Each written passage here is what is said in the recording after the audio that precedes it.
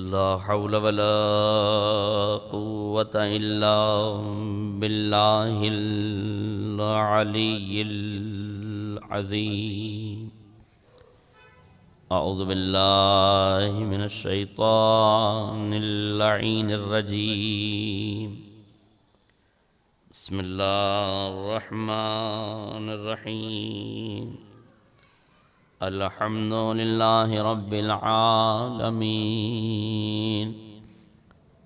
والصلاة والسلام على أشرف الأنبياء والمرسلين،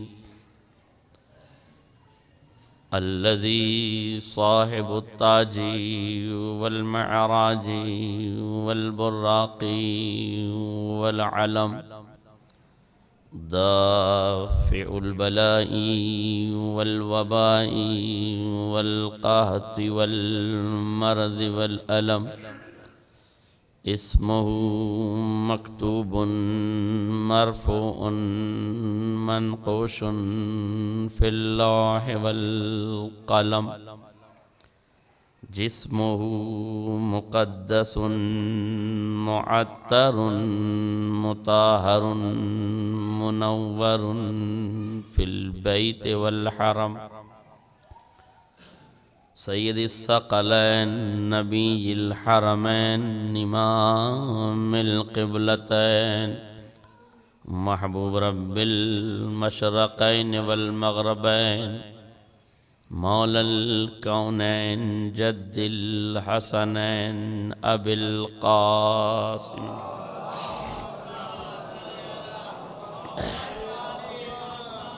وعلى آل بيته الطيبين الطاهرين المعصومين المظلومين، ولعنة الدائمة الباقية على أعدائهم أجمعين من الآن إلى قيام يوم الدين. أما بعد، فقد قال الله الحكيم في كتابه المجيد. بسم الله الرحمن الرحيم. إنا أعطيناك الكوثر فصل لربك وانحر، إن شانئك هو الأبتر. صلى الله عليه وسلم.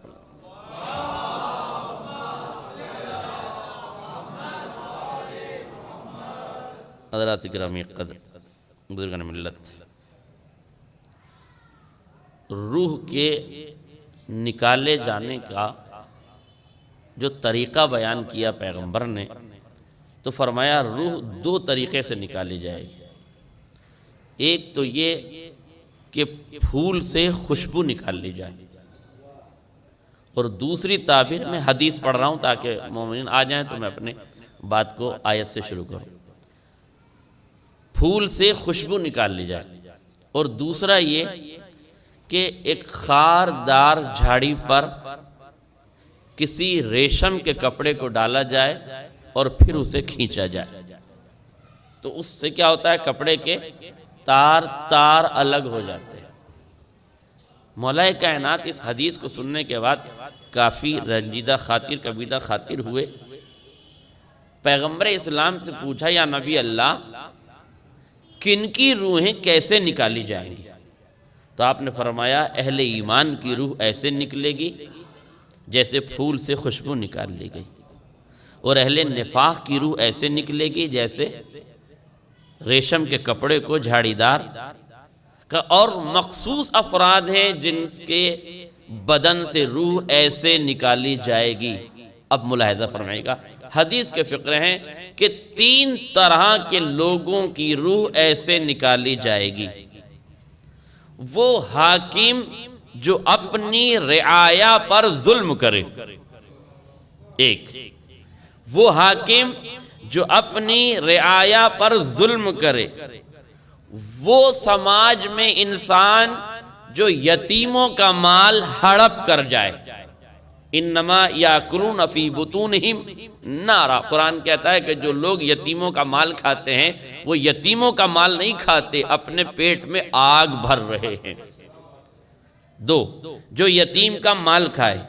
تیسرا وہ جو جھوٹی گواہی دے، آج میرا جملہ واضح ہو جاتا، وہ جو جھوٹی گواہی دے۔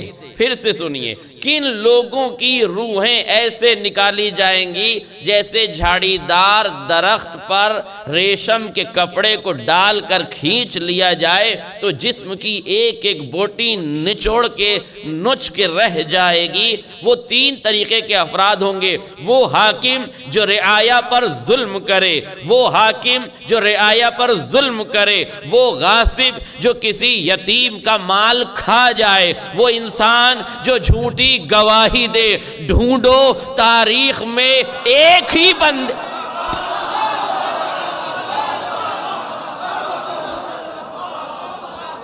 اگر ایک ہی بندہ تاریخ میں ایسا مل جائے جو وقت کا حاکم ہو تو رعایا پر ظلم بھی کرے، کسی عام یتیم کا نہیں، رسول کی یتیم بچی کا مال کھا جائے،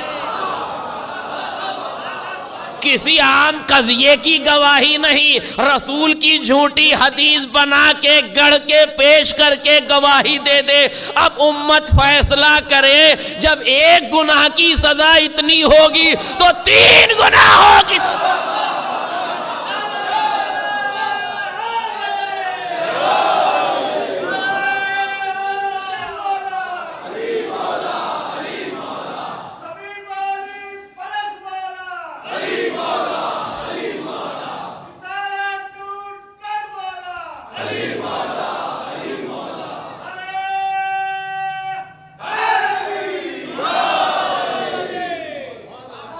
لہذا غور کیا جائے کہ ان اعمال سے بچا بھی جائے۔ اس کے پس منظر میں یہ ہے کہ نہ ہم کسی پر ظلم کریں، نہ ہم کسی یتیم کا مال کھائیں، اور نہ ہم کسی جھوٹی گواہی میں پڑھیں، تاکہ ہمارا حشر ظالموں کے ساتھ نہ ہو۔ اِنَّا أَعْطَيْنَكَ الْكَوْثَرَ، پیغمبر بے شک ہم نے آپ کو کوثر عطا کیا۔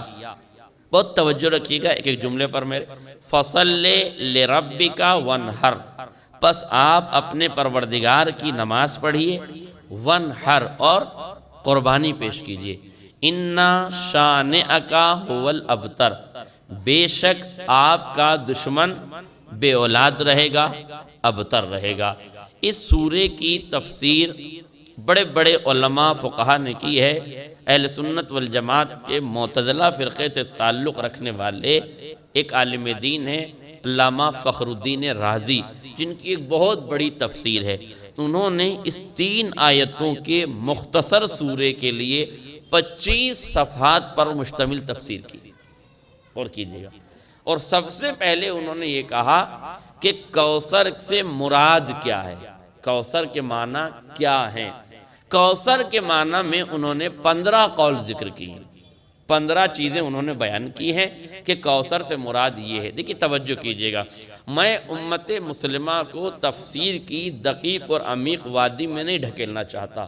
میں چاہتا ہوں کہ ایک کامن مین، ایک عام مسلمان قرآن مجید کے ترجمے سے یہ بات سمجھ لے کہ کوثر سے مراد کیا ہے۔ اور کیا آپ نے کوثر سے مراد کیا ہے؟ میں نے کہا علامہ فخر الدین رازی صاحب آپ بتائیے کوثر سے مراد کیا ہے؟ تو انہوں نے کہا چند چیزیں ہیں کوثر سے مراد۔ کوثر سے مراد ہے علم پیغمبر، کوثر سے مراد ہے پیغمبر کا علم کثیر تھا، کہا پیغمبر کو علم عطا کیا گیا۔ کوثر سے مراد ہے حلم پیغمبر، بردباری۔ کوثر سے مراد ہے جمال پیغمبر، کوثر سے مراد ہے کمال پیغمبر، کوثر سے مراد ہے وہ نہر جو جنت میں جاری ہے، کوثر سے مراد وحی و الہام بھی لیا گیا، کوثر سے مراد قرآن بھی لی گئی، کوثر سے مراد دین اسلام بھی لیا گیا۔ یہ مختلف اقوال ہیں۔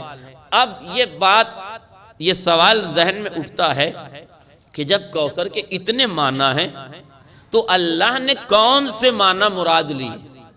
ظاہر ایک ساتھ سارے معنی تو اللہ نے مراد نہیں لیے ہیں، کوئی ایک ہی معنی اللہ نے مراد لیے ہوں گے۔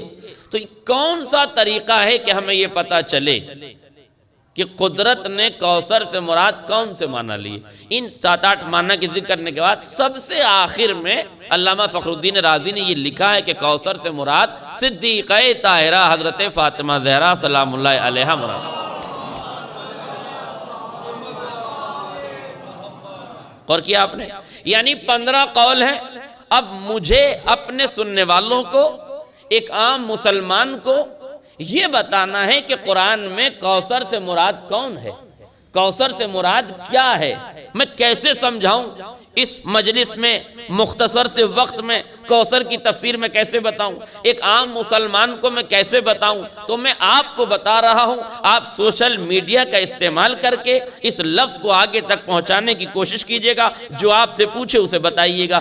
تفسیر کی دقیق و عمیق پیچ و خم وادی میں جانے کی ضرورت نہیں ہے، سیدھے سیدھے ترجمہ کریں، بات کو آخری مرحلوں تک لے کے جائیں۔ اِنَّا أَعْطَيْنَاكَ الْكَوْثَرَ، پیغمبر ہم نے آپ کو کوثر یعنی علم عطا کیا، فَصَلِّ لِرَبِّكَ وَانْحَرْ، آپ نماز پڑھیے، قربانی پیش کیجئے۔ بات سمجھ میں آتی ہے؟ ہم نے آپ کو علم عطا کیا، نماز پڑھو، قربانی دو، بات سمجھ میں آتی ہے؟ ہم نے جمال دیا، نماز پڑھو، قربانی دو، بات سمجھ میں آتی ہے؟ ہم نے کمال دیا، نماز پڑھو، قربانی دو، بات سمجھ میں آتی ہے؟ ہم نے دین اسلام دیا، نماز پڑھو، قربانی دو، بات سمجھ میں آ رہی ہے؟ میں ایک ایک لفظ کے ترجمہ کر رہا ہوں، معنی بتا رہا ہوں۔ علم مراد ہے، حلم مراد ہے، کمال مراد ہے، جمال مراد ہے، نہر مراد ہے، دین مراد ہے، الہام مراد ہے۔ میں نے ساری مراد مان لی، مگر فخر الدین رازی صاحب پہلی اور دوسری آیت میں تو ربط ہے، مگر تیسری آیت ملا کے میرا جملہ واضح ہو جاتا،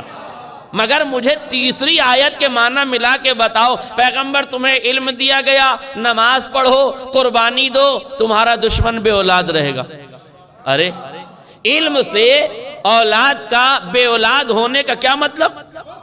جمال سے بے اولاد ہونے کا کیا مطلب؟ کمال سے بے اولاد ہونے کا کیا مطلب؟ نہیں توجہ کی۔ اگر علم مراد ہے تو آخر کی آیت ٹکرا رہی ہے کہ نہیں؟ اگر علم مراد ہے تو آخر کی آیت ٹکرا رہی کہ نہیں؟ مزید وضاحت کرنے کے لیے، بچوں کو سمجھانے کے لیے ایک مثال دے دوں۔ میں ڈاکٹر کے پاس گیا، میں نے ڈاکٹر سے کہا ڈاکٹر صاحب میرے سر میں درد ہے۔ انہوں نے پرچہ اٹھایا، دوائی لکھی، مجھ سے زبانی طور سے کہا قبلہ یہ ایک ٹیبلٹ لے لیجئے گا گھر جا کے، پانی سے کھائیے گا، سو جائیے گا، انشاءاللہ آپ کا دشمن بے اولاد رہے گا۔ آپ کی حسین مسکراہٹیں اس بات کو بتا رہی ہیں کہ ڈاکٹر کے تیسرے جملے کا تعلق نہ میری بیماری سے ہے، نہ میرے میرا جملہ اس سے زیادہ آسان میں نہیں سمجھا سکتا۔ تیسرے جملے کا تعلق، اس کا مطلب یہ ہے ایک پڑھا لکھا آدمی بھی 3 جملے بولتا ہے، 3 سینٹنس استعمال کرتا ہے تو تینوں میں ارتباط ہونا چاہیے۔ علامہ فخر الدین رازی صاحب آپ اتنے بھولے ہیں کہ آپ کو یہ بھی نہیں معلوم کہ ابتدائی کوثر کا ترجمہ علم کے کرنے سے، حلم کے کرنے سے شانیہ کا ہوا لبتر کی آیت کو کہاں لے کے جاؤ گے جب تک یہ نہ مان لو کہ کوثر سے مراد فاطمہ ہے۔ ہم نے تمہیں بیٹی دی، اب نماز پڑھو، قربانی دو، تمہیں بیٹی دے دی ہے، دشمن تمہارا بے اولاد رہے۔ اب دشمن تمہارا بے اولاد۔ بتائیں امت مسلمہ کو اس معنی کے سمجھنے میں کوئی پریشانی ہے؟ بالکل ترجمے سے سامنے کی بات ہے، بالکل واضح ہے۔ کوثر میں اتنا جھمیلہ کرنے کی ضرورت کیا ہے؟ صاف صاف لکھ دیتے کہ کوثر سے مراد صدیقہ طاہرہ ہے۔ اور فرما رہے ہیں لہذا اِنَّا أَعْطَيْنَاكَ الْكَوْثَرَ، ہم نے آپ کو کوثر عطا کیا۔ فَصَلِّ لِرَبِّكَ وَانْحَرْ، آپ اپنے پروردگار کے لیے نماز پڑھیے، قربانی دیجئے۔ اِنَّا شَانِئَكَ، ہو چونکہ یہ مستقل نمازوں میں پڑھا جاتا ہے، اس لیے میں بار بار ترجمہ کر رہا ہوں تاکہ ذہن میں ترجمہ بیٹھ جائے۔ مجلس کا مطلب یہ تھوڑی کہ میں پڑھ کے چلا جاؤں، بعد میں آپ کہیں بہت اچھی پڑھی، نہ کچھ بچہ آپ کے لیے نہ میرے لیے، آپ کے ذہن میں رہ جائے، یہی مجلس کی کامیابی ہے۔ جب آپ نماز کے لیے کھڑے ہو تو آپ کے ذہن میں ترجمہ رہ جائے۔ اِنَّا أَعْطَيْنَاكَ الْكَوْثَرَ، ہم نے آپ کو کوثر عطا کیا۔ اہل علم تشریف فرمائے، مجھے بڑا اعتبار ہے آپ کی سماعتوں پر، بات تھوڑی سی ٹف ہے مگر آپ کی حسین سماعتیں ہیں، میں انشاءاللہ آگے تک لے جاؤں بات کو۔ دیکھیں قرآن مجید میں 2 لفظ استعمال ہوئے، ایک ہے اعطا یعطی عین تو سے، ایک ہے عطا یاتی حمزہ تے اور یہ، اس کے معنی بھی دینے کے ہیں، اس کے معنی بھی دینے کے ہیں۔ اعطینا کا ہم نے آپ کو عطا کیا، وہاں بھی یہ لفظ ہے یؤتون الزکات، وہ زکات ادا کرتے ہیں، تو عطا میں بھی ادا ہے، دینا ہے، اور یؤتونا میں بھی دینا ہے۔ جب دونوں لفظوں کے معنی دینا ہے تو قدرت نے اعطینا کا کیوں استعمال کیا؟ بہت توجہ کیجئے گا۔ دیکھیے ایک وعدہ قدرت نے کیا تھا، میں اپنی جو آیتیں پڑھ رہا ہوں یاد رکھیے گا، ہر آیت کا مجھے بعد میں حساب لینا ہے، اپنی تقریر میں جوڑنا ہے۔ وَالضُّحَىٰ وَاللَّيْلِ إِذَا سَجَىٰ مَا وَدَّعَكَ رَبُّكَ وَمَا قَلَىٰ وَلَلْآخِرَةُ خَيْرٌ لَكَ مِنَ الْأُولَىٰ وَلَسَوْفَ يُعْطِيكَ رَبُّكَ فَتَرْضَىٰ۔ پیغمبر ہم ان قریب آپ کو ایسی ذات عطا کریں گے جس سے آپ راضی ہو جائیں، ایسی ذات عطا کریں گے جس سے راضی ہو جائیں۔ دیکھیے قدرت کا وعدہ ہے، یعطیکا کہہ کے وعدہ کیا تھا، اعطینا کا کہہ کے وعدے کو وفا کر دیا۔ جن لفظوں میں وعدہ کیا تھا انہی لفظوں میں وعدے کو وفا کر دیا۔ عطا کے معنی کیا ہے؟ یؤتونا کے معنی کیا ہے؟ دیکھیے اعطینا میں جو عطا ہے اس کے معنی بھی دینا ہے، یؤتونا میں جو لفظ ہے اس کے معنی بھی دینا ہے۔ فرق یہ ہے کہ اعطینا میں جو چیز دی جاتی ہے وہ چھپا کے دی جاتی ہے، یؤتونا میں جو چیز دی جاتی ہے وہ دکھا کے دی جاتی ہے۔ حکم یہ ہے صدقہ چھپا کے دو، زکوٰۃ دکھا کے دو۔ صدقہ کسی کی امداد ہے، چھپا کے دو تاکہ دوسرا ذلیل نہ ہو۔ زکوٰۃ تم پر واجب ہے، دکھا کے دو تاکہ دوسروں میں شعور پیدا ہو۔ آج میرا جملہ واضح ہو اور لفظ بدل دوں، زکوٰۃ دکھا کے دو تاکہ بے شعور زمینداروں کو شعور زکوٰۃ پیدا ہو جائے۔ اگر خدا زمیندار بنائے تو پہلے ضمیردار بنائے۔ ایسے لوگوں کو زمیندار نہ بنائے جسے ضمیردار نہ بنائے، اور خاندانی زمیندار وہ ہوتے بھی نہیں جو ضمیردار نہ ہوں۔ دوسروں کی زمینیں ہڑپ کے زمیندار ہونا کمال تھوڑی ہے۔ اگر یہ زمیندار ضمیردار ہوتے تو حق واپس کر دیتے،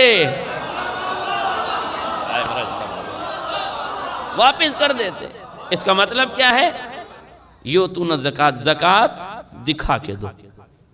اسی لیے علامہ جواہری مرحوم فرماتے تھے چندہ دکھا کے دو، صدقہ چھپا کے دو۔ قبلہ سے کسی نے پوچھا حضور چندہ کیوں دکھا کے دو؟ کہا سماج میں اگر چندہ دکھا کے دو تو نہ جانے کتنے دوست پیدا ہو جاتے ہیں جو اللہ کے لیے نہیں دیتے، مقابل کا چہرہ دیکھ کے دیتے ہیں۔ اچھا انہوں نے اتنا دیا ہے، ہماری طرف سے بھی اتنا لکھ دو۔ یہ فقیر آدمی اتنا دے رہا ہے، ہماری طرف سے بھی اتنا لکھ دو۔ یہ ہماری طرف سے بھی اتنا لکھ دو کا مطلب سمجھے آپ؟ اس کا مطلب یہ ہے کہ شریعت نے بہت سادے کی بات بتائی، یؤتون الزکوٰۃ دکھا کے دو زکوٰۃ۔ زکوٰۃ چھپانے کی ضرورت نہیں ہے، اس لیے کہ آپ اپنا حق ادا کر رہے ہیں، آپ پر واجب ہے ادا کرنا۔ قانون ملاحظہ فرمائیے، عطا کا کیا قانون ہے؟ وَلَسَوْفَ يُعْطِيكَ رَبُّكَ فَتَرْضَىٰ۔ یاد رکھیے گا جملے کو، فَتَرْضَىٰ، ایسی ذات دیں گے جس سے آپ راضی ہو جائیں۔ یہ وعدہ کیا قدرت نے، عطا کر دیا اعطینا کا میں۔ عطا کے معنی کیا ہے؟ چھپا کے دینا۔ بہت توجہ، عطا کے معنی کیا ہے؟ چھپا کے دینا۔ پروردگار ہم سے یہ مطالبہ ہے کہ مال چھپا کے دے، تو اب یہ بتا کہ جب ہم سے کہہ رہا ہے کہ دائیں ہاتھ سے دینا تو بائیں ہاتھ کو خبر نہ ہو، تو پروردگار یہ بھی بتا دے جب تو عطا کرے گا تو قانون کیا ہوگا۔ کہا جب بندے کے لیے قانون ہے تو خداوند عالم کے لیے بھی یہی قانون ہے، میں بھی چھپا کے دوں گا۔ میں نے کہا معبود کیسے پتا چلے کہ تو چھپا کے دے گا؟ کہا جو ذات چھپا کے دینے کی ہوگی اسے زمین پہ نہیں دوں گا، زمین سے بلا کے دوں گا۔ میرا جملہ واضح ہو، زمین سے بلا کے دوں گا آسمان پر۔ دیکھیں میں ذرا سا یہاں روک کے ایک جملہ کہنا چاہوں گا۔ اس وقت جو وزڈم پاور ہے اور سوشل میڈیا کا دور ہے، الیکٹرانک میڈیا کا دور ہے، بہت تیزی سے ہم چیزوں کو درک کر رہے ہیں۔ اس وقت ہمارے پاس جو موبائل ہے اس میں بہت سے ایپ ہیں، ایپ بھی ہیں اور ایپس بھی ہیں، ہے نا؟ ایپ بھی ہیں اور ایپس بھی ہیں۔ جو ایپس ہیں ان میں سے ایک ایپ یہ ہے کہ اگر آپ یہ پتہ لگانا چاہیں کہ قرآن مجید میں یہ لفظ کتنی جگہ استعمال ہوا اور کہاں کہاں استعمال ہوا ہے، تو آج کل ایسے ایپس آ گئے ہیں کہ سرچنگ سسٹم والے، کہ جس میں ڈال کے آپ لکھ کے وہ لفظ دیکھ لیں تو وہ پورا آپ کو بتا دے گا۔ سمجھ رہے ہیں آپ؟ پورے قرآن میں آپ سرچ کر لیجئے، اس سورے میں قدرت نے 5 الفاظ استعمال کیے ہیں، جن 5 الفاظ کو پھر خدا نے بھی اپنے قرآن میں استعمال نہیں کی۔ توجہ کیجئے گا، 5 بار لفظ ایسے ہیں۔ آتینا کا اس ترکیب کے ساتھ ایک مرتبہ استعمال ہوا پورے قرآن میں۔ الکوثر یہ بھی ایک بار استعمال ہوا ہے، پورے کثیر استعمال ہوا ہے، اکثر استعمال ہوا، لیکن کوثر صرف ایک بار استعمال ہوا ہے۔ شان اکا یہ بھی ایک بار استعمال ہوا ہے۔ ونہر یہ بھی ایک بار استعمال ہوا، ابتر یہ بھی ایک بار استعمال ہوا ہے۔ نہیں غور کیا آپ نے؟ آتینا کا ہم نے عطا کیا ایک بار، کوثر ہم نے عطا کی ایک فاطمہ۔ آئے میرا جملہ واضح ہو جائے۔ قرآن کو کافی کہنے والوں کے لیے میرا یہ جملہ کافی ہے۔ قرآن کو کافی کہنے والوں کے لیے میرا یہ جملہ کافی ہے کہ اگر قدرت نے آغوش رسول میں کوئی دوسری کوثر دی ہوتی تو قرآن میں کوثر کی تکرار بھی ہوتی، کوئی دوسری بیٹی دی ہوتی تو آتینا کا کی تکرار۔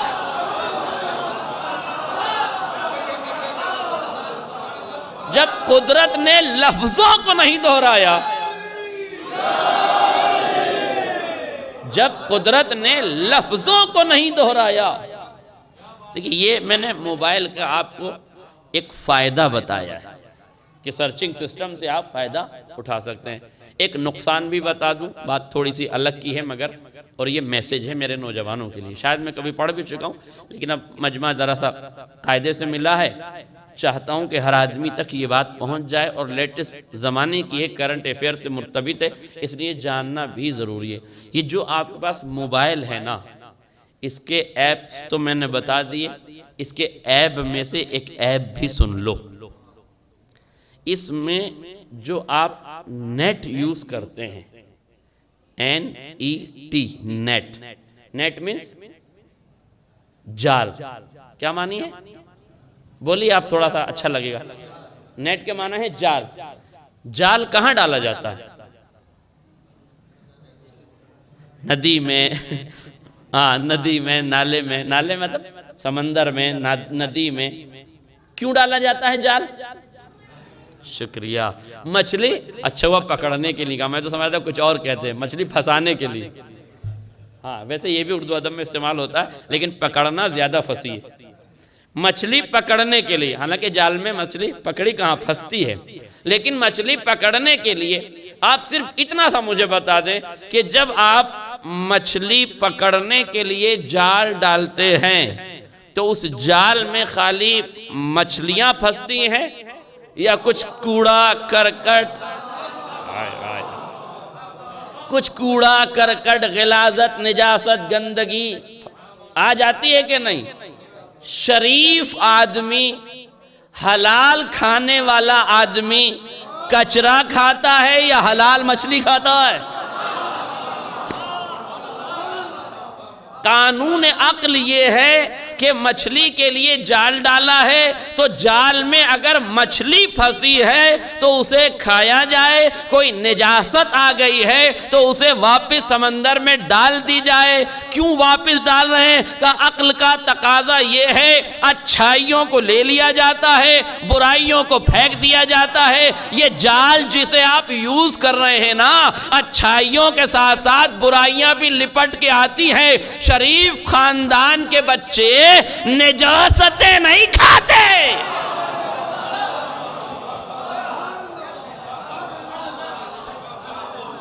شریف خاندان کے بچوں کی ذمہ داری ہے۔ یہ مجلس سے ہی پیغام ملے گا نا، جب فساد کھل کے ہونے لگے تو اصلاح بھی کھل کے کرنی پڑتی ہے۔ اور اب یہاں تک آپ بیدار ہو گئے، میں ایک جملہ اور آپ سے کہہ دوں تاکہ میں بات کو اپنی اصل منزل پہ لے کے میں اپنے موضوع سے مرتبط ہونا چاہتا ہوں، غور کیجئے گا۔ آپ نے جال ڈالا، جال میں مچھلی پھنسی، آپ جال کو سمیٹ کے مچھلی کو گھر لے کے چلے۔ اب میں آپ سے ایک جملہ اور پوچھ رہا ہوں اور کہنا چاہتا ہوں، کیا ہر قسم کی مچھلی حلال ہے؟ اب آپ مجھے بتائیے، نیچے سے ہی بتائیے، کون سی مچھلی حلال ہے، کون سی مچھلی حرام ہے؟ قانون کیا ہے بتائیے؟ کون سی حلال ہے؟ چھلکے والی۔ کاش میرا جملہ واضح ہو جائے۔ کون سی حلال ہے؟ چھلکے والی۔ کون سی حلال ہے؟ چھلکے والی۔ پھر سے کہیے، کون سی حلال ہے؟ لفظ چھلکا بدلوں، وہ مچھلی حلال ہے جو باحجاب ہو۔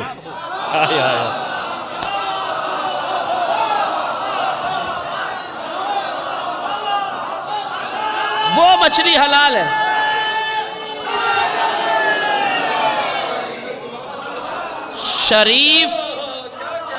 شریف زادوں کی شریعت میں، شریف زادوں کی شریعت میں بے حجاب مچھلی کھانے کی اجازت نہیں ہے۔ شریعت سے پوچھو کہ حجاب والی چھلکے والی مچھلی کیوں کھائیں، بغیر چھلکے والی مچھلی کیوں نہ کھائیں؟ شریعت نے علت بیان کی ہے، چھلکے والی کھاؤ گے تو غیرت مند رہو گے، بغیر چھلکے والی کھاؤ گے تو بے غیرت ہو جاؤ۔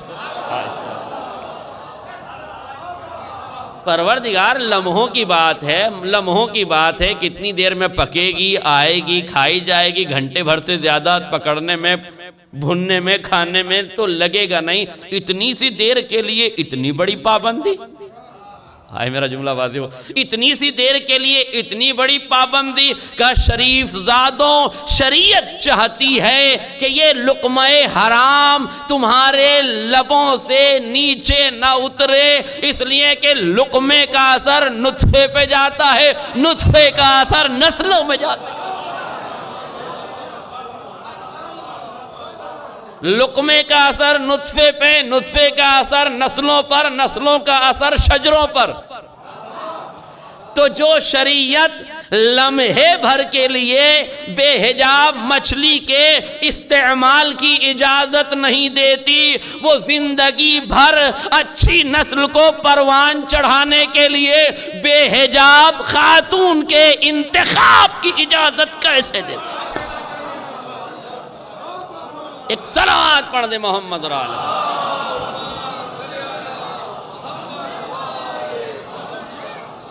انتخاب کی اجازت کیسے دے سکتے ہیں؟ توجہ کیجئے گا، یہ تھوڑا سا خشک موضوع ہو گیا تھا، آیتوں روایتوں سے علمی ہو گیا تھا، چاہا کہ بچوں کو کچھ سمجھ میں آ جائے، اس لیے ذرا سا عادت نہیں ہے موضوع سے ہٹنے کی، لیکن ماحول کو بنانے کے لیے تھوڑا سا ساتھ لینے کے لیے۔ اعطیناکا کے کیا معنی ہے؟ ہم نے عطا کیا۔ قانون کیا ہے عطا کا؟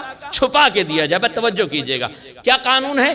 چھپا کے دیا جائے۔ پروردگار یہ بتا دے، جب ہم سے مطالبہ ہے چھپا کے دینا، جب تو عطا کرے گا تو تیرے چھپانے کے تقاضے کیا ہوں گے؟ کیا تم سوچ بھی نہیں سکتے کہ ہم جب اپنی کنیز خاص کے نور کو صلب پیغمبر میں ودیعت کریں گے تو کتنے پردے بنائیں گے، کیسا حجاب بنائیں گے، کتنے اندھیرے بنائیں گے، کتنے پردے بنائیں گے؟ میں نے کہا مالک تو ہی بتا دے۔ کہا پہلا مرحلہ تو یہ ہے، ہم پیغمبر کو یہ نعمت و رحمت زمین پہ لے جا کے نہیں دیں گے۔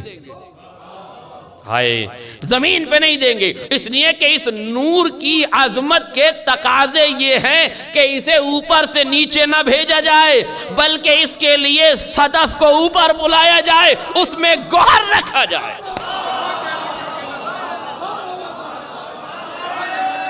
صدف کو اوپر بلایا جائے۔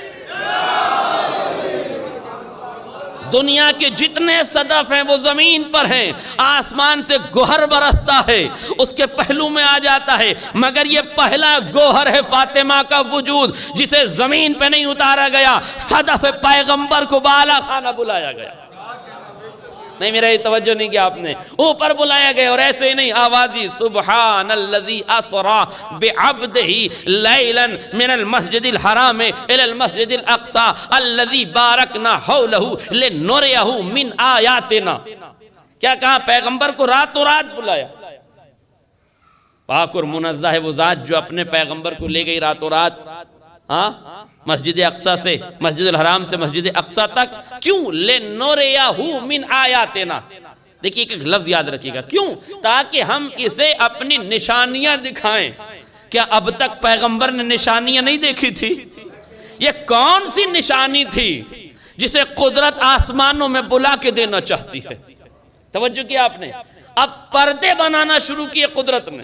میرے حبیب آؤ ہم تمہیں بلا رہے ہیں، مگر سنو، پہلا پردہ رات کی تاریکی کا پردہ لیلن، دوسرا پردہ پہلے آسمان کا پردہ، دوسرے آسمان کا پردہ، تیسرے آسمان کا پردہ، چوتھے آسمان کا پردہ، پانچویں آسمان کا پردہ، چھٹے آسمان کا پردہ، 7 آسمانوں کے پردے.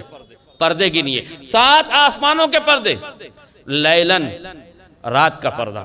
ذرا سی توجہ کیجئے، ایک لفظ اسرا، سرور بھائی، لفظ اسرا، اسرا کے معنی ہے قبلہ رات میں سفر کرنا، سافرہ کے معنی ہے دن میں سفر کرنا، اجالوں کا سفر کے معنی ہے سافرہ، اندھیرے کے سفر کے معنی ہے اسرا. عربی زبان میں پروردگار، دیکھیں احتیاط قدرت، نگاہ قدرت میں عظمت فاطمہ ملاحظہ فرمائیے. اس ایک لفظ سے وائز بھائی، اس ایک لفظ سے عظمت فاطمہ نگاہ قدرت میں ملاحظہ فرمائیے. سافرہ کے معنی کیا ہے اور اسرا کے معنی کیا ہے؟ سافرہ کے معنی ہے کھلا میدان، کھلا چہرہ. المرأۃ السافرہ اس کا مطلب ہے کھلے چہرے کی خاتون، جس کا چہرہ کھلا ہوا اسے کہتے ہیں مرأۃ سافرہ. لیکن اسرا کسے کہتے ہیں؟ اسرا کہتے ہیں رات کی تاریکی کا سفر. پروردگار تو نے اپنے حبیب کو بلایا تھا تو اسرا کی لفظ کیوں رکھی؟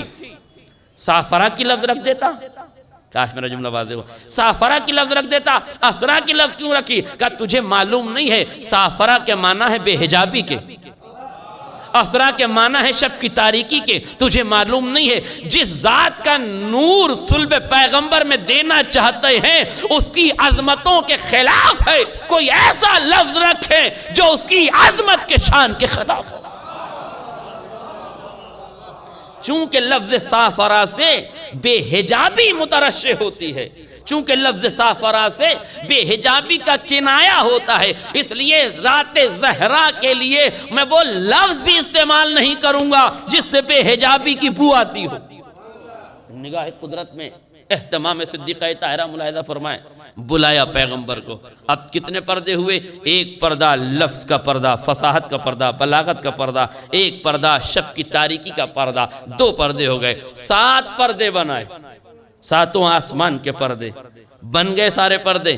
پیغمبر کو کہا ادنو منی، قریب آ جا میرے حبیب، میرے قریب آ جا. جب پیغمبر نے قدم آگے بڑھایا تو ابھی ایک صحابی ساتھ تھا، ایک ساتھی ساتھ تھا جو معراج پہ پیغمبر کو لے کے گیا تھا. پیغمبر نے کہا آگے بڑھ، کہ یا نبی اللہ مجھے معاف کر دیجئے، اس سے آگے میری حد نہیں ہے. نہیں توجہ کیا آپ نے؟ اس سے آگے میری حد نہیں ہے، آگے بڑھا تو بالوں پر چھن جائیں گے. یہ ہے فرشتہ، آسمان کی بلندیوں میں بھی اپنی اوقات پہچانتا ہے. آگے نہیں بڑھ سکتا پیغمبر سے، آگے نہیں جا سکتا، اپنی اوقات پہچانتا ہے. ہمارا عقیدہ سن لو، ہمارے لیے وہ لائق سلام ہے جو پیغمبر کے ساتھ آسمانوں میں رہے تو اپنی اوقات پہ رہے، وہ لائق سلام نہیں جو زمین پہ رہے اوقات بھول جائیں.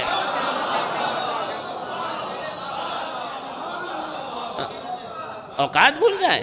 ادنو منی، پیغمبر قریبا قریبا. روایت کی ایک لفظ بڑی عجیب ہے، پیغمبر کو جیسے ہی آواز آئی 7 آسمان کے بعد، ایک جملہ سن لیجئے، میں پھر پڑھ لٹتا ہوں. جیسے ہی آواز آئی ایک جملہ، ایک بہت بڑے ذاکر، بہت بڑے عالم علامہ طالب جوہری صاحب پڑھا کرتے تھے. دیکھیے مرحومین کے اور ذاکرین کے چلے جانے کے بعد ان کے جملے ان کے نام سے پڑھنے کے 2 فائدے ہیں.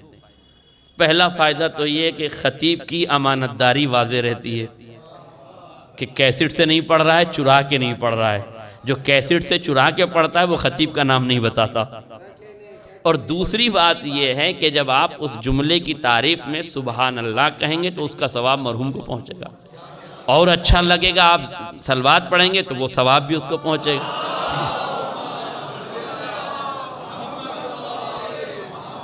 بس جملہ ان کا میں تھوڑی سی تمہید بنا دوں تاکہ دلیل بنا دوں تاکہ ان کا جملہ بالکل آپ تک آسانی سے پہنچ جائے. ورنہ آسانی سے جملہ سنا سکتا ہوں لیکن تھوڑا سا میں بھی تو شریک ہو جاؤں ان کے ساتھ تاکہ ثواب میں دونوں برابر کے شریک ہو جائیں. توجہ کیجیے گا، پیغمبر سے جب کہا ادنو منی، قریب آؤ، تو نبی رحمت چونکہ انبیاء ما سبق کی تاریخ کو مکمل طور سے جانتے تھے، اس لیے پیغمبر نے چاہا کہ اپنی جوتیاں اتار دیں. آواز قدرت آئی میرے حبیب جوتیاں پہنے آؤ۔ سوال یہ تھا کہ پیغمبر نے جوتیاں اتارنے کی کیوں سوچا؟ کا قرآن میں قصہ موجود ہے۔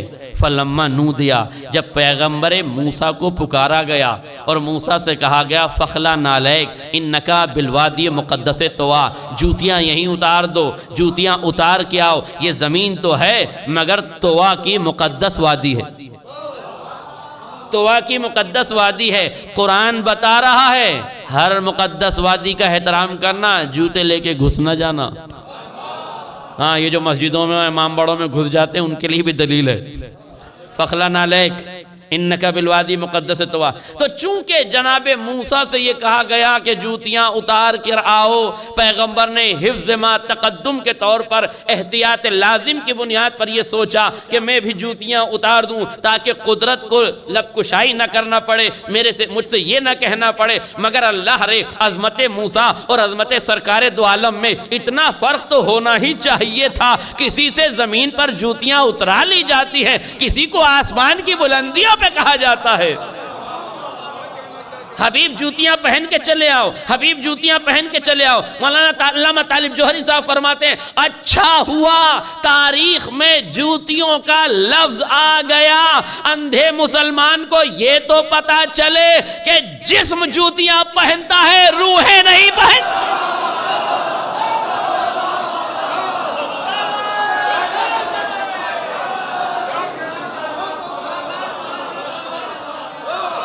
جسم جوتیاں پہنتا ہے، روحیں نہیں پہنتی۔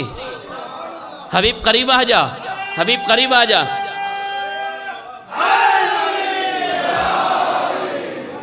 حبیب قریب آ جا، حبیب قریب آ جا۔ پیغمبر قریب گئے، پھر پیچھے پلٹ۔ جبریل کو روکا کیوں گیا؟ جبریل رک کیوں گیا؟ ابھی نور زہرا دیا جانے والا ہے۔ کاش میرا جملہ واضح ہو جائے، ابھی نور زہرا دیا جانے والا ہے، مگر جبریل کہتے ہیں آگے نہیں بڑھ سکتا، پیچھے ہٹ گئے۔ اس کا مطلب یہ ہے کہ جبریل پیچھے نہیں ہٹا، نہ جانے کتنے فرشتوں کو سبق پڑھا گیا۔ آئے میرا جملہ واضح ہو جائے، نہ جانے کتنے فرشتوں کو سبق پڑھا گیا۔ کہا سنو ابھی نور دیا نہیں ہے، تب بھی حیبت یہ ہے کہ بغیر اجازت آگے نہیں بڑھ سکتا۔ جبریل کے منظر کو ملک الموت نے دیکھ لیا۔ آئے میرا جملہ واضح ہو، جبریل کے منظر کو ملک الموت نے دیکھ لیا۔ بالوں پر چھن جائیں گے، عہدہ چلا جائے گا۔ ارے سید الملائکہ ہے، وحی کا امین ہے، اتنا بڑا فرشتہ، مگر جو ذات ودیت کی جا رہی ہے اس کے سامنے اوقات یہ ہے کہ 2 قدم آگے نہیں بڑھ سکتا۔ اب پتا چلا جب در زہرا پر روح رسول لینے کے لیے پہنچا تو بغیر اجازت کے آگے نہیں بڑھتا۔ کہا پڑھو، کہا جبریل کا حشر دیکھ چکا ہوں۔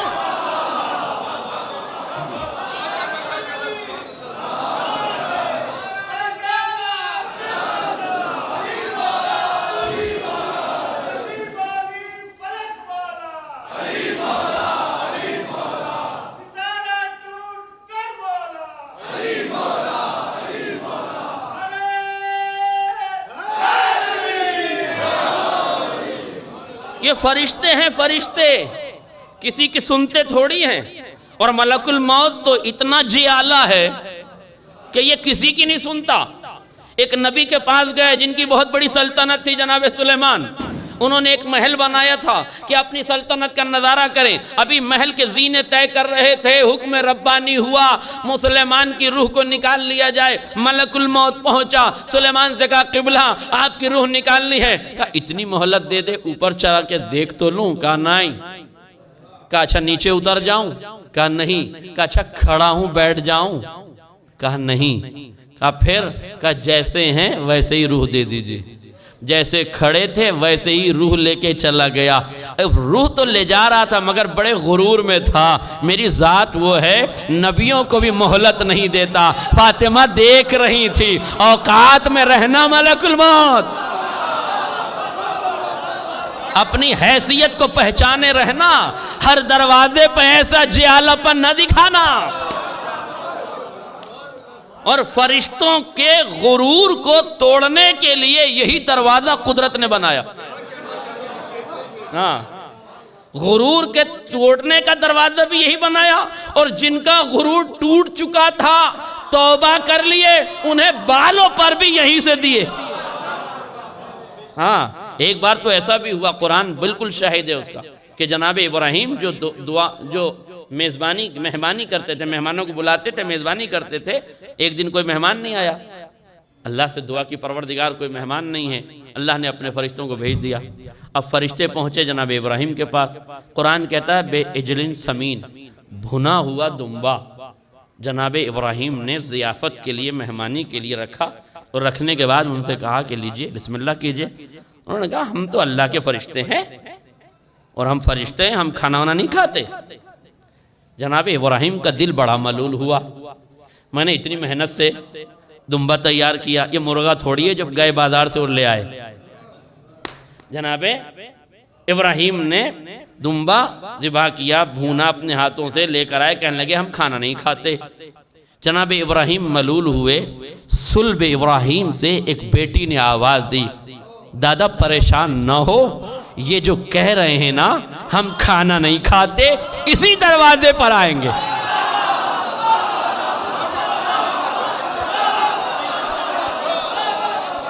دادا بدلہ لے گی فاطمہ، اسی دروازے پر آئیں گے، کبھی فقیر بن کے روٹیاں لے جائیں گے، کبھی مسکین بن کے لے جائیں گے، کبھی اسیر بن کے لے جائیں گے، اور ایسے نہیں لے جائیں گے کہ روایتوں میں لکھا جائے، ایسے لے جائیں گے کہ آیتوں میں جگہ دی جائے۔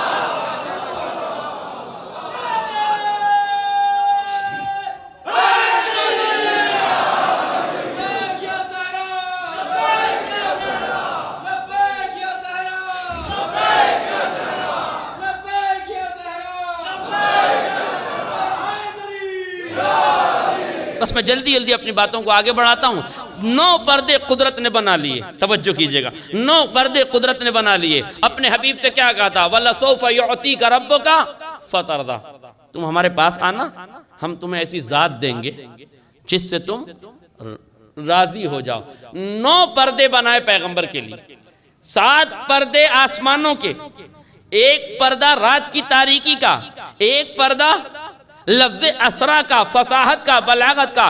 جب 9 پردے ہو گئے تو پیغمبر کو قریب بلایا، ایک دیکھنے والا موجود تھا۔ میں نے کہا پروردگار یہ تیری وحی کا امین فرشتہ ہے، یہ آل محمد کے دروازے پہ آتا جاتا رہتا ہے، کبھی چکیاں چلاتا ہے، کبھی در زہرہ پہ جاروب کشی کرتا ہے، کبھی سلامی بھرتا ہے، یہ تو سب اس گھرانے کو جاننے والا ہے، پھر اسے دیکھنے دے، اگر اس کے دیکھنے سے کیا فرق پڑتا ہے؟ کہا خبردار، جس ذات گرامی کو ودیت کرنا ہے، میرا قانون یہ ہے کہ چھپا کے دوں۔ نور فاطمہ اتنا عظیم ہے کہ میں معصوم ملک کی نگاہوں سے بھی پوشیدہ رکھ کے دوں، معصوم ملک کی نگاہوں سے بھی پوشیدہ رکھ کے دوں گا۔ اور میں نے آسمان پہ بلایا ہے۔ عظمت سرکار یہ ہے کہ سارے نبیوں سے افضل ہیں پیغمبر، بالکل ہم بھی مانتے ہیں، علماء اہل سنت تمام تر متفق علیہ فیصلہ ہے امت مسلمہ کا کہ سرکار رسالت مآب کیا ہیں؟ اللہ کے بعد کائنات میں اگر کوئی عظیم ترین ذات ہے تو یقیناً پیغمبر کی ہے۔ اور عظمت پیغمبر پہ ایک جملہ سن لیجیے، عظمت پیغمبر کا عالم یہ ہے کہ موسیٰ کو کتاب بلا کے دی، ان کو کتاب لا کے دی۔ کون سی شے ہے جو پیغمبر کو گھر بیٹھے قدرت نے نہیں دی؟ طٰہٰ کا تاج گھر میں بیٹھ کے دیا، مزمل کی چادر گھر میں بیٹھ کے دی، مدثر کی کملی گھر میں بیٹھ کے اڑھائی، یاسین کا لقب گھر میں بیٹھ کے دیا، شاہد کی عظمتیں گھر بیٹھ کے دی، بشیر و نذیر کے تمغے گھر بیٹھ کے دیے، خلت گھر بیٹھ کے دی، نبوت گھر بیٹھے دی، رسالت گھر بیٹھے دی، سب کچھ گھر بیٹھے دیا۔ اے میرے حبیب، اے میرے پروردگار، جب ذات پیغمبر اتنی بلند ہے کہ ہر چیز تو پیغمبر کو گھر بٹھا کے دیتا ہے تو یہ کیا بات ہوئی؟ ایک چیز کے دینے کے لیے تو نے اپنے گھر کیوں بلایا؟ میرا جملہ واضح ہو، کہا سنو، یوں تو میں لامکاں ہوں، میرا کوئی مکان نہیں، مگر تمہاری سہولت کے لیے میں نے 2 مکان بنا لی، 1 فلور کے ہیں، زیادہ بڑے نہیں ہیں، وہاں پوری بلڈنگ نہیں بنائی قدرت کہ تمہارے لیے میں نے 2 مکان بنا لی، ایک آسمان پہ بنایا ہے جسے بیت المعمور کہتے ہیں، ایک زمین پر بنا ہے جسے کعبۃ اللہ کہتے ہیں۔ ہر شے کو ہم پیغمبر کو گھر بیٹھے دیں گے۔ آج میرا جملہ واضح، ہر شے ہم پیغمبر کو گھر بیٹھ کے دیں گے، مگر دو چیزوں کے لیے بلائیں گے۔ وَلَسَوْفَ يُعْطِيكَ رَبُّكَ فَتَرْضَىٰ، ایسی ذات عطا کریں گے جس سے راضی ہو جاؤ۔ فَلَنُوَلِّيَنَّكَ قِبْلَةً تَرْضَاهَا، ایسے قبلے کی طرف تمہارا رخ موڑ دیں گے جس سے تم راضی ہو جاؤ۔ پیغمبر تم کہہ رہے ہو نا مجھے سلطان چاہیے، تو ہم تجھے سلطان بھی دیں گے۔ تو کہہ رہا ہے نا مجھے رحمت چاہیے، ہم تجھے رحمت بھی دیں گے، مگر سلطان اور رحمت کے تقاضے یہ ہیں کہ یہ دو چیزیں ہم تجھے گھر بیٹھ کے نہیں دیں گے۔ آئے میرا جملہ واضح ہو جائے۔ وہ بھی رضایت کا عنوان ہے، یہ بھی رضایت کا عنوان ہے۔ اب میں نے کہا تھا دونوں لفظ یاد رکھیے گا، فَلَنُوَلِّيَنَّكَ قِبْلَةً تَرْضَاهَا، ایسا قبلہ عطا کریں گے، ایسے قبلے کی طرف رخ موڑیں گے جس سے تم راضی ہو جاؤ۔ وَلَسَوْفَ يُعْطِيكَ رَبُّكَ فَتَرْضَىٰ، ایسی ذات دیں گے جس سے تم راضی ہو جاؤ۔ پیغمبر ہر بار گھر بیٹھ کے دیں گے، مگر دو ذاتوں کے لیے تمہیں اپنے گھر سے چل کے ہمارے گھر آنا پڑے گا۔ دو ذاتوں کے لیے اپنے گھر سے چلو، ہمارے گھر آؤ، دونوں سے ہم راضی ہوں گے۔ سنو پیغمبر، آسمانوں میں آؤ کہ راضیہ دے دیں، زمین پر آؤ کہ مرتضیٰ دے دیں۔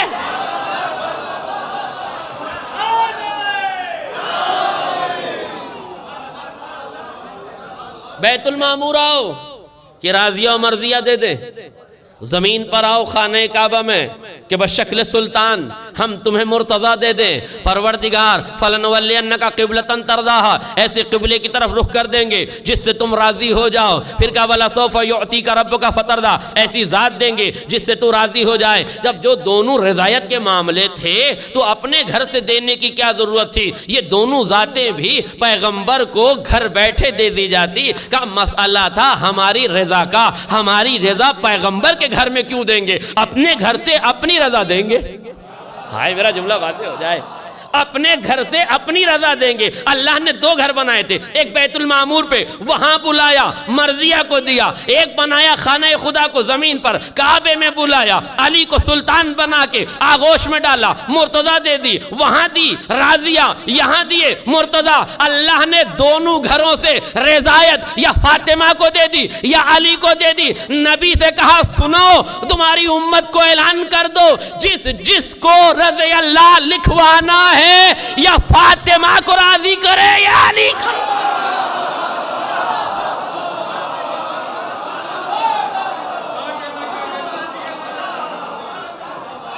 ہماری رضا ہماری نہیں رہی،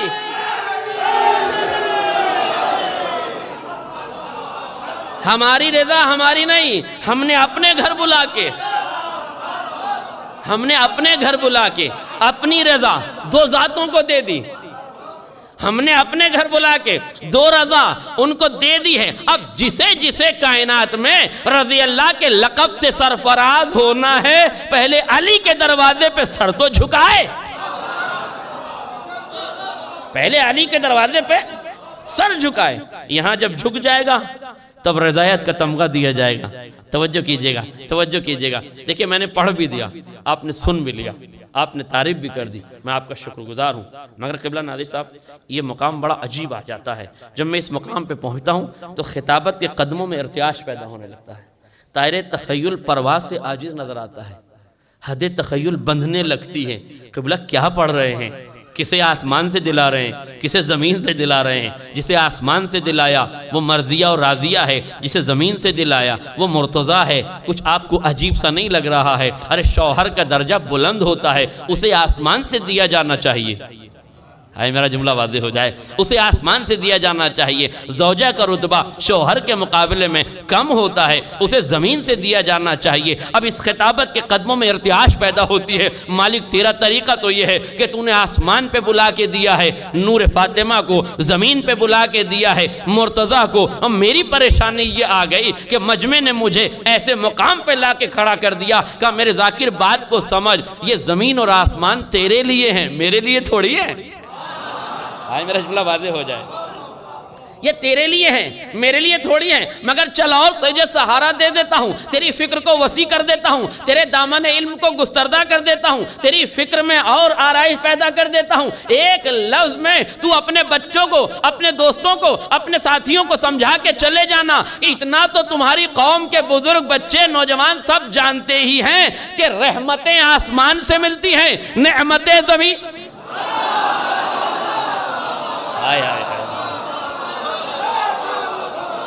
نعمتیں زمین سے ملتی ہیں، رحمتیں آسمان سے ملتی ہیں۔ میں کیا کروں؟ رحمت کا تقاضا تھا کہ فاطمہ کو آسمانوں سے دیتا، نعمت کا تقاضا تھا کہ علی کو کعبے سے دیتا۔ ہاں میرے ذاکر گھبرا نہیں، کعبہ بھی کسی اور کا نہیں ہے، میرا گھر ہے۔ قبضہ آل سعود کا ہے تو کیا، جنم بھومی تو علی کی ہے۔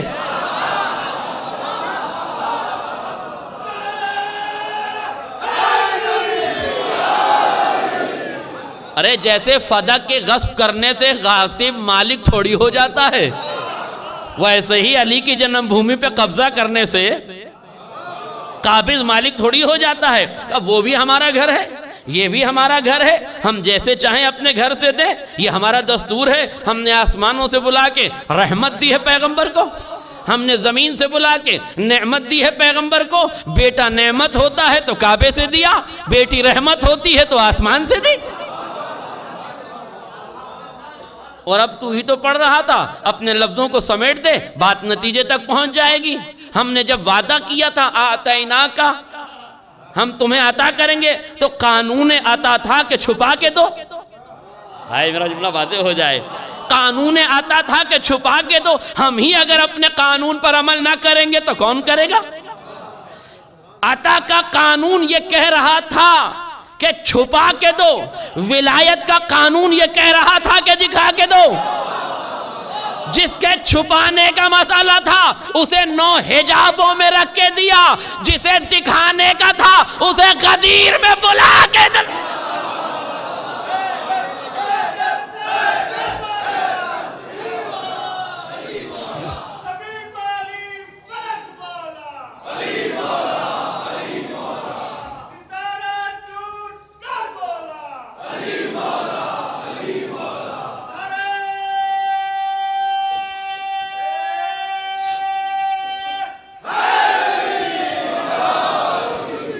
عطا کا قانون یہ تھا، اِنَّا آتَيْنَكَ الْكَوْثَرَ، ہم نے آپ کو کوثر عطا کیا۔ عطا کے قانون میں یہ گنجائش تھی کہ نہیں کہ چھپا کے دو۔ ہم نے آسمانوں کی بلندی پہ بلایا اور چھپا کے دیا۔ اور بلایا کسے؟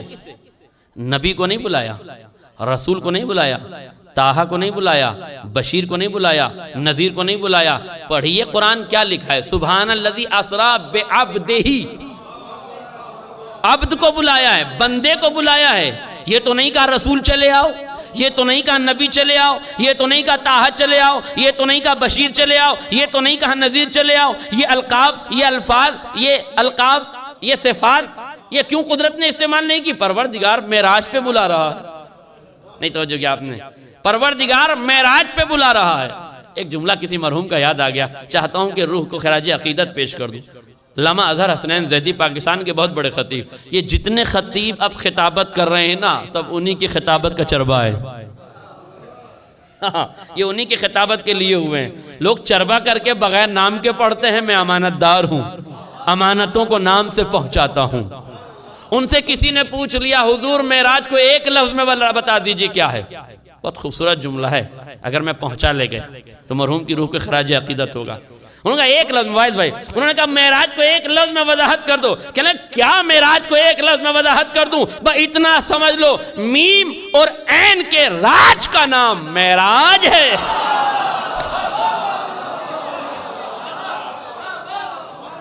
میم اور عین کے راج کا نام معراج ہے۔ توجہ ہے آپ کی؟ تو کسے بلایا معراج پر؟ محمد کو بلایا۔ توجہ کیجئے گا، کسے بلایا؟ محمد کو بلایا، مگر نام نہیں لیا، نہ نام لیا، نہ لقب لیا، نہ صفت لی، نہ کوئی اور فضیلت لی، عبد کہہ کے بلایا۔ سنیے گا میرے عزیزوں، بڑا اصلاحی پہلو اس جملے سے نکلا ہے۔ پروردگار تو نے عبد کہہ کے کیوں بلایا؟ کہا سنو، میں جس لفظ سے چاہتا بلاتا، میں خدا ہوں، تم کون ہوتے ہو پوچھنے والے، مگر میں نے تمہاری کم ظرفیوں کا خیال رکھتے ہوئے، تم ٹھہرے کم ظرف، ہم چاہتے طٰہٰ کو بلاتے، بشیر کو بلاتے، یاسین کو بلاتے، مزمل کو بلاتے، مدثر کو بلاتے، ہمارے لیے کون سی پریشانی تھی؟ تم منہ بنا کے بیٹھ جاتے۔ معراج پہ تو محمد جا سکتے ہیں، طٰہٰ جا سکتا ہے، بشیر جا سکتا ہے، نذیر جا سکتا ہے، ہم نے تمہارے لیے بھی راہیں کھول دی۔ بندے کو بلا رہا ہوں، اپنی بندگی کو بلند کرنا، معراج تمہیں بھی ہو جائے، معراج تمہیں بھی ہو جائے گی، اپنی بندگی کو بلند کرنا۔ گئے پیغمبر معراج پر، سنیے بس ہو گئی گفتگو تمام۔ گئے پیغمبر معراج پر، عطا کیا گیا نور زہرا، پیغمبر معراج سے تشریف لائے، سفر پہ گئے تھے نا، تو امت کے لیے تحفہ لائے کہ نہیں؟ امت پوچھ رہی تھی پیغمبر ہمارے لیے کوئی تحفہ، اتنے بڑے سفر سے آئے ہیں؟ پیغمبر نے کہا بالکل بالکل تمہارے لیے تحفہ لایا ہوں، یہ تحفہ خدا نے بھیجا ہے۔ کہا انا آتینک الکوثر، بے شک پیغمبر ہم نے کوثر کی شکل میں فاطمہ ادا کر دی۔ فصلی لربک وانحر، اب اپنے رب کے لیے نماز پڑھنا۔ الصلاۃ معراج المومن، تحفہ یہ ہے کہ نماز مومن کی معراج ہے۔ امت کے لیے معراج کا تحفہ نماز ہے، مرتضیٰ کے لیے معراج کا تحفہ راضیہ ہے۔ اچھا ایک سوال میں دیوبند کے علماء سے پوچھوں کہ دیوبند کے علماء مجھے یہ بتائیں کہ انہوں نے نماز میں کیا دیکھا؟ حسین کو دیکھا۔ تعزیہ کیا ہے؟ روضہ حسین کی شبیہ، حسین کی شبیہ نہیں ہے، روضہ حسین کی شبیہ۔ مسجد کیا ہے؟ کعبے کی شبیہ۔ تعزیہ کیا ہے؟ روضہ حسین کی شبیہ۔ دیوبند سے یہ فتویٰ آیا تھا کہ تعزیہ دیکھنے سے نکاح ٹوٹ جاتا ہے۔ میری سمجھ میں نہیں آیا کہ جنہوں نے نماز میں حسین کو دیکھا تھا ان کا کیا ہوا؟ اور اچھا ہوا یہ دیوبند والے جو ہے 3 ہجری سے 60 ہجری تک نہیں تھے، ورنہ جیسے نکاح کرتے حسین سامنے آ جاتے، روز ہوتا روز ٹوٹتا۔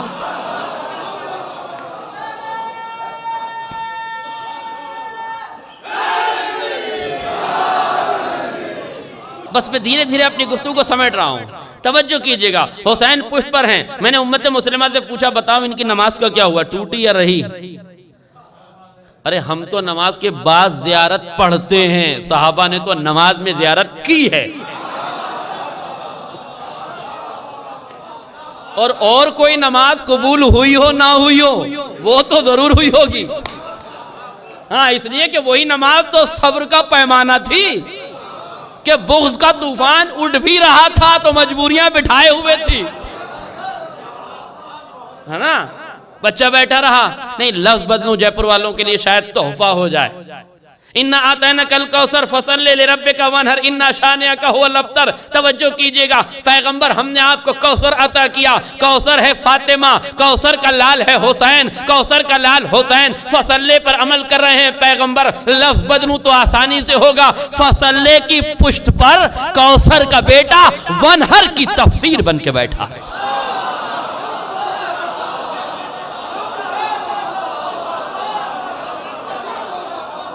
فصلے کی پشت پر کوثر کا بیٹا وانحر کی تفسیر بن کے بیٹھا ہے۔ قدرت مسکرا کے کہہ رہی تھی پیغمبر تو نے فصلے پر عمل کر دیا، کوثر نے اپنا کام کر دیا۔ کاش میرا جملہ واضح ہو جائے، کوثر نے اپنا کام کر دیا، فصلے پر تو نے عمل کر دیا۔ اب دیکھ میرے حبیب وانحر کا مصداق تیری پشت پر آ گیا ہے، اب سجدے کو طول دے دے یا رسول اللہ، سجدے کو طول دے دیجئے۔ 1 بار سبحان اللہ، 2 بار سبحان اللہ، 70 بار سبحان اللہ۔ پیغمبر نے کہا، حسین مسکرا کے کہہ رہے تھے نانا گھبرانا نہیں، فصلے کے کاسے میں جتنا سبحان اللہ کہیے گا کوثر کا بیٹا وانحر کی تفسیر کی شکل میں 72 سر رکھ دے گا۔ ہر سبحان اللہ کے بدلے ایک سر وانحر کے کاسے میں ایک سر رکھ دیا جائے گا۔ آپ جتنی بار سبحان اللہ کہیے۔ یہ بچہ نہیں آیا تھا پشت پر، یہ ونہر کی تفسیر سمجھانے کے لیے آیا تھا۔ دنیا پیغمبر کو دیکھ کے سمجھ رہی تھی کہ کوثر عطا کیا تھا، فصلے پہ پیغمبر نے عمل کیا، اور قدرت مسکرا کے کہہ رہی تھی میرے حبیب اب ونہر کے تجھے ضرورت نہیں ہے، اب ونہر پر عمل حسین کرے گا۔ ونہر، اب توجہ سے جملہ سنیے گا، جذبات پہ کنٹرول کر کے میں نے تیسری آیت کو بھی سمیٹ دیا۔ اب قدرت نے بھی واضح کر دیا پیغمبر ہم نے کوثر عطا کیا، کوثر نے ونہر کو تیار کیا، فصلے پر تو نے عمل کر دیا، پہلی اور دوسری آیت تم لوگوں نے مل کے مکمل کر دی ہے تو ٹھیک ہے، اب خدا کی ذمہ داری ہے کہ تیسری آیت کو وہ دنیا تک پہنچا دے گا۔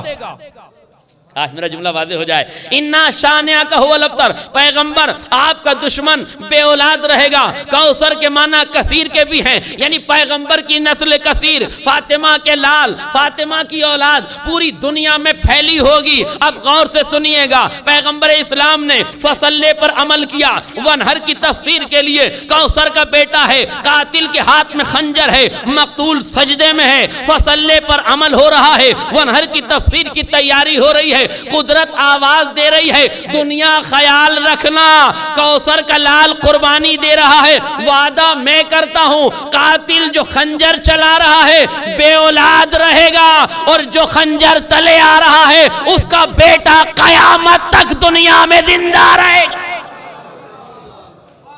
مصداق کوثر غیبت کے پردے میں رکھا جائے گا، اور اِنَّا شَانِعَكَ هُوَ الْأَبْتَرُ کا مصداق ہمیشہ بے اولاد رہے گا۔ بتاؤ کائنات میں شمر کی نسل کا کہیں پتہ ہے؟ بتاؤ خولیو ابن زیاد کی نسلوں کا کہیں پتہ ہے؟ ان کی نسلوں کا اتر بتر ہونا دلیل ہے کہ وہ مصداق ابتر بنے۔ قدرت نے بالکل واضح لفظوں میں سمیٹ دی، میں نے گفتگو، قدرت نے بالکل واضح لفظوں میں اعلان کر دیا اِنَّا شَانِعَكَ هُوَ الْأَبْتَرُ۔ بہت تیزی سے یہ مجلس کا آخری فقرہ ہے، آخری نکتہ ہے، میں آپ کو دے کے چلا جاؤں گا، اور اس منزل پر جو نوجوان دوست میرے اس مرحلے کو سمجھ جائیں انہیں میری طرف سے سبحان اللہ، چونکہ میں صرف اشارہ کروں گا بات بہت دور تک چلی جائے گی۔ اِنَّا شَانِعَكَ هُوَ الْأَبْتَرُ، بے شک آپ کا دشمن بے اولاد رہے گا۔ دیکھیں دشمن دو طرح کے ہوتے ہیں، حالانکہ ایک لفظ اور ہے شانعکا، دشمن۔ شانعکا کے معنی کیا ہے؟ دشمن۔ ہر قسم کا دشمن نہیں، عدو کے معنی بھی دشمن کے ہیں، عداوت کے معنی بھی دشمنی کے ہیں۔ تو شانعکا میں اور عدو میں فرق کیا ہے؟ غور کیجئے گا، شانعکا علامہ مودودی نے تفہیم القرآن میں لکھا ہے، میں نے خود پڑھا ہے، علامہ مودودی نے تفہیم القرآن میں لکھا ہے شانعکا سے مراد وہ دشمن ہے کہ جو بدتمیز ہو۔ کاش میرا جملہ واضح ہو جائے، جسے بزم رسول میں بیٹھنے کی تمیز نہ ہو، جو اپنے لفظوں سے رسول کی بے حرمتی کر رہا ہو، جو اپنے لب و لہجے سے پیغمبر پہ سختی کر رہا ہو۔ علامہ مودودی شانعکا کے جتنے معنی لکھو گے کہیں تمہارے اپنوں پہ فٹ نہ ہو جائیں۔ ہمارا دشمن بے اولاد رہے گا۔ دیکھیے ایک قانون ہے منطق کا، تھوڑا سا ٹف موضوع ہے، بس میں آخری بات کی طرف جا رہا ہوں۔ قانون ہے منطق کا کہ اگر ایک مفہوم کے متعدد مصادیق ہوں تو اس مفہوم کو سب سے قریب والے مصداق پر حمل کیا جاتا ہے۔ پیغمبر آپ کا دشمن بے اولاد رہے گا، مالک دشمن تو گھر میں بھی ہے باہر بھی ہے۔ میرا جملہ واضح ہو جاتا، دشمن تو گھر میں بھی ہے باہر بھی ہے، دشمن تو گھر میں بھی ہے باہر بھی ہے۔ خدا کہہ رہا ہے آپ کا دشمن بے اولاد رہے گا، مالک کون سا دشمن بے اولاد رہے گا؟ کہا گھر والا بھی بے اولاد رہے گا، باہر والا بھی بے اولاد رہے گا۔ نہیں میرے عزیزوں، پھر میں ایک جملہ کہہ دوں، اِنَّا شَانِعَكَ هُوَ الْأَبْتَرُ، پیغمبر گواہ رہنا، اگر تمہارا دشمن ہے تو تمہارے ساتھ ہی کیوں نہ رہے، اس کے شجر تمنا پہ ثمر نہ آنے دیں گے۔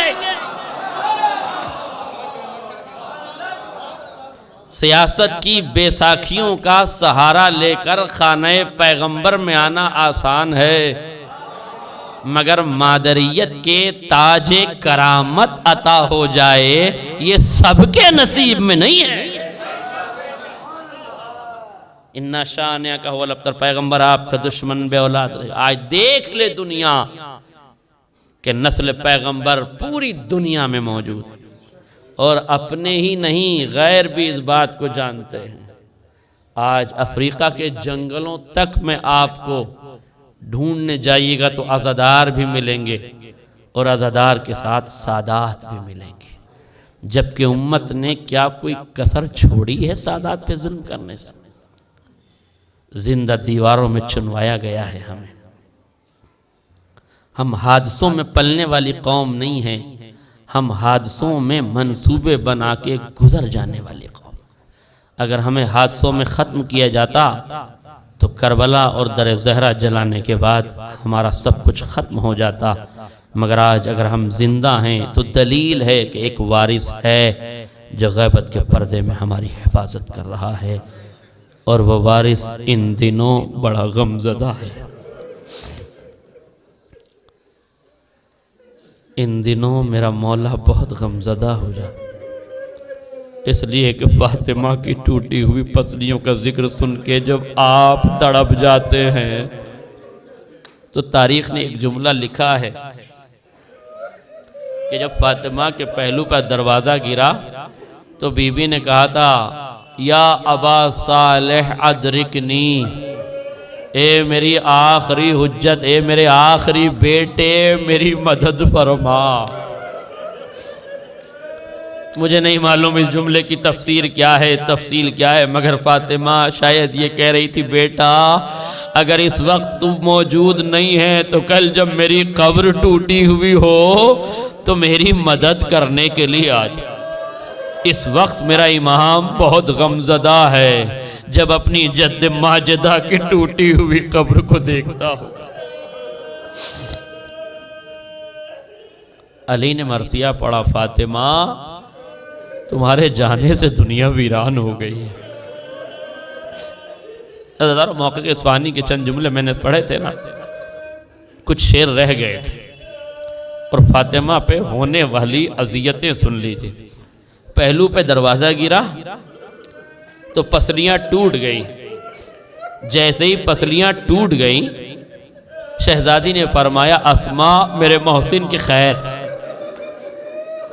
روایت کہتی ہے، علامہ محقق اصفہانی فرماتے ہیں کہ جب دشمن علی کی طرف بڑھنے لگا تو فاطمہ نے پوری قوت کے ساتھ اپنے وجود کو سمیٹا، اور سمیٹ کے جیسے ہی کھڑی ہوئیں تو علامہ محقق اصفہانی فرماتے ہیں وَوَكَّزَا نَالَ السَّيْفِ فِي جَنْبَيْهَا أَتَى كُلَّ مَا عَتَى لِهَا، ایک شقی نے تلوار کے دستے کو ہاتھ میں لیا اور پوری قوت کے ساتھ فاطمہ کے پہلو پہ حملہ کیا۔ ارے ٹوٹی ہوئی پسلیوں پر جب دوسرا حملہ ہوا فاطمہ تیورا کے زمین پہ گیا۔ تاریخ کہتی ہے ٹوٹا ہوا پہلو، اس پر تلوار کے دستے کا وزن، تلوار کے دستے کا حملہ، پھر بھی علی کی محبت میں فاطمہ علی کو بچانے کے لیے اپنی پوری طاقت کو سمیٹ کے پھر کھڑی ہوئی۔ اب جو کھڑی ہوئی تو تاریخ کہتے وَلِسَيَّاتِ رَنَّةٌ صَدَّاهَا فی مسمع الدہر مما اشجاہا، ایک شقی نے ایک ایسا تازیانہ مارا جس کی گونج پورے عالم میں سنائی دے۔ قنفس نے تازیانہ ہوا میں لہرایا اور بازو پر اتنا شدید کوڑا اور تازیانہ مارا، اتنا شدید تازیانے کا حملہ تھا کہ محقق اصفہانی فرماتے ہیں وَالْعَثَرُ بَاقِي كَدُمْلَجِ فِي عَضُدِ الزَّهْرَا أَقْوَعَ الْحُجَجِ، ظالم کے تازیانے سے فاطمہ کا پورا ہاتھ شل ہو گیا۔ جب نماز پڑھتی تھی دونوں ہاتھ تکبیر کو نہیں اٹھتے تھے، ایک ہاتھ تکبیر کو اٹھتا تھا، ایک ہاتھ فاطمہ کے پہلو پر ہوتا تھا۔ دروازہ گرا، پسلیاں ٹوٹی، تلوار کے دستے سے حملہ ہوا، اور پھر تازیانہ سے قنفذ نے تازیانہ برسایا۔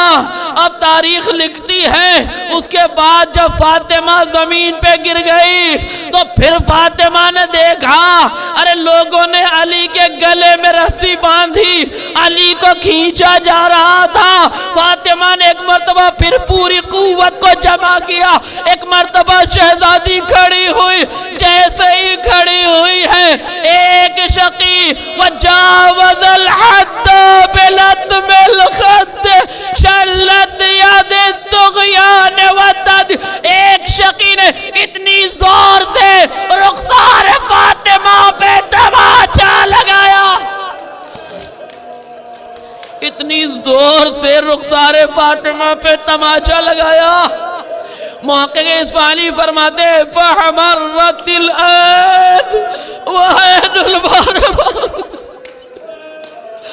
فاطمہ کے رخسار پہ تماچے کا لگ رہا تھا کہ آنکھ فاطمہ کی سرخ ہو گئی، تَذْرِفُ بِالدَّمِ عَلَى تِلْكَ الصَّفْحَةِ، رخسار پر خون کی شکل میں آنسو جاری ہوئے۔ حملہ اتنا شدید تھا، فاطمہ اب برداشت نہ کر سکی، اب جو زمین پر گری ہے تو اب فاطمہ سے اٹھا نہ گیا، آواز دیا اب الحسن کو چھوڑ دو۔ جزاکم ربکم خیر الجزا۔ اتنی اذیتیں برداشت کرنے کے بعد فاطمہ 90 سے 95 دن تک زندہ رہی۔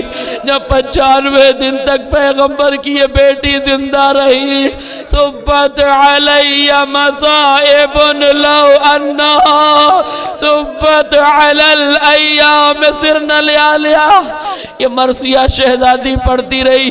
ایک وقت وہ آیا، فرمایا اسماء میں حجرہ عبادت پہ جا رہی ہوں، میرے بچے آئے تو نہلا دھلا کر کھانا کھلا دینا۔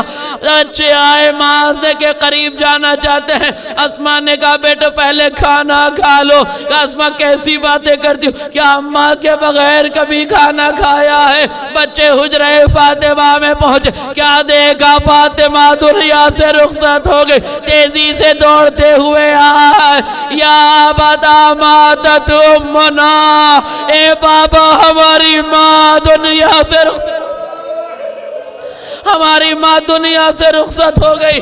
لہذا روایت کہتی ہے علی تیزی سے مسجد سے نکلے، امامے کو اتارا، ابا کو پھینکا، پاپا رہنا علی مسجد سے دوڑتے ہوئے فاطمہ کے قریب آئے، فاطمہ کے سر کو اپنے زانوں پہ لیا، آواز دی فاطمہ، کوئی آواز نہ آئی، پھر آواز دی زہرا، کوئی آواز نہیں آئی، فاطمہ کوئی آواز نہیں، بنت رسول کوئی آواز نہیں۔ قرار حسین مرحوم پڑھا کرتے تھے، تیسری آواز علی نے بڑے درد بھرے لہجے میں آواز دی، یا زہرا، اس آواز کا سننا تھا۔ فاطمہ نے آنکھ کھولی، کہا علی معاف کر دینا، جب دو آوازیں دی تو میں باپا کی آغوش میں تھی۔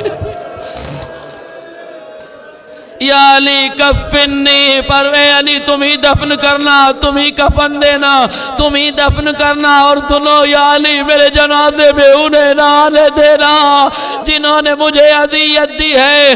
علی نے غسل دیا، تاریخ کہتی ہے غسل دیتے دیتے علی چیخ مار کے باہر آئے، سلمان لپٹ گئے، قمبر قدموں میں گر گئے، اے صابر مولا یہ کون سی مصیبت آ گئی؟ کہا میری صابر فاطمہ ٹوٹی ہوئی پسلیوں کا داغ چھپائے ہوئے۔ ان للہ و انا الیہ راجعون، رضا بقضائہ و تسلیما لامرہ، سیعلم الذین ظلموا ای منقلب ینقلبون، ربنا تقبل منا انکا انت السمیع العلیم۔ کریم مالک ان رونے والی آبادوں پر رحمت نازل فرما، مالک ان آنسوؤں کو رومال زہرا میں جگہ عنایت فرما، کریم پروردگار حاضرین کے جائز مقاصد کو پوری فرما، کریم پروردگار بانیان عزا کی توفیقات میں اضافہ فرما، کریم مالک ان عزائے فاطمیہ کے انعقاد میں جن جن مومنین و مومنات نے دامے درہمے قدمے سخنے شرکت کی، مالک ان کے شرکت کو قبول فرما، ان کے ہر قدم پر حسنات جاری فرما۔ کریم پروردگار انہیں کوئی غم نہ دینا سوائے غم مظلوم کربلا کے۔ کریم پروردگار ہماری قوم پر رحمت نازل فرما۔ کریم پروردگار ہماری قوم کے بزرگوں اور جوانوں کو حادثاتی موت سے محفوظ فرما۔ کریم پروردگار جنت البقیع میں عالی شان روضہ تعمیر فرما۔